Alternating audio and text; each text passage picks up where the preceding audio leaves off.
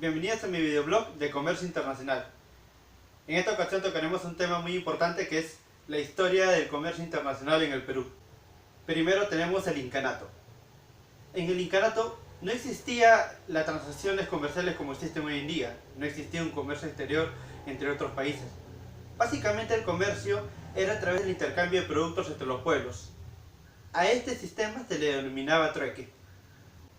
Luego, con la llegada de los españoles, se inicia el intercambio comercial de mercaderías a gran escala. El Perú pasó de ser un país netamente con actividad agrícola en el incanato a ser un país exportador de minerales. El régimen comercial en que estuvo basado el virreinato del Perú fue el monopolio.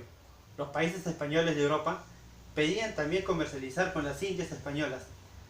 Es así que en 1503 se crea la Casa de Contratación de las Indias. Sirvió mucho para España para poder regular la entrada y salida de la mercadería que se hacía en ese entonces. Una de las reglas que se creó en la Casa de Contratación de las Indias fue, por ejemplo, el almojarifazgo. Era el pago que se hacía por la entrada y salida de mercadería de un puerto a otro. Algo que conocemos básicamente hoy en día como los pagos o tributos arancelarios. En 1561, Felipe II crea los puertos oficiales con los cuales se hará el intercambio comercial entre España y las Américas.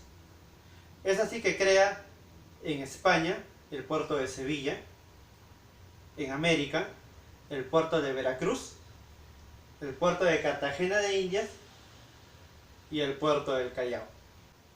Anualmente salían desde el puerto de Sevilla en España dos flotas para hacer comercio con las Américas españolas. En este caso, una flota iba hacia México, al puerto de Veracruz, y la otra flota venía hacia el Perú, al puerto del Callao. Una vez en el Callao y realizada la carga de las cosas que iban a llevar, o mejor dicho, de los productos que se iban a llevar, se dirigía a Cartagena de Indias. Luego se dirigían al puerto de Portobelo, que no era un puerto muy importante que digamos, era un puerto de tránsito que se ubica en Panamá. En este puerto de Portobelo se realizaban grandes ferias a las que asistían comerciantes limeños, los cuales viajaban con anterioridad a esas ferias y compraban y vendían productos del país. Luego, a través de la Armada del Sur, regresaban al puerto del Callao trayendo la mercadería que habían comprado en esas ferias. Y así la comercializaban vía terrestre hacia las principales ciudades de América. En este caso Buenos Aires, Cusco, Arequipa, Santiago.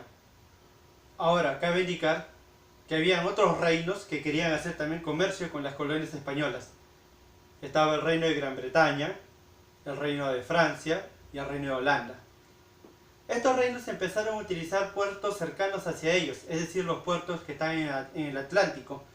Entonces empezaron a utilizar los puertos pequeños como el puerto de Buenos Aires y el puerto de Montevideo para hacer así comercializar con las Américas españolas y empezar a traer productos a muy bajo precio, ya que no pagaban aranceles. Bueno amigos, entramos ahora al periodo republicano. Luego de consolidar la democracia y consolidar la república en el Perú, el comercio fue dando pasos poco a poco para poder restablecerse y en este caso poder restablecer la economía interna y externa que era necesario para nuestro país.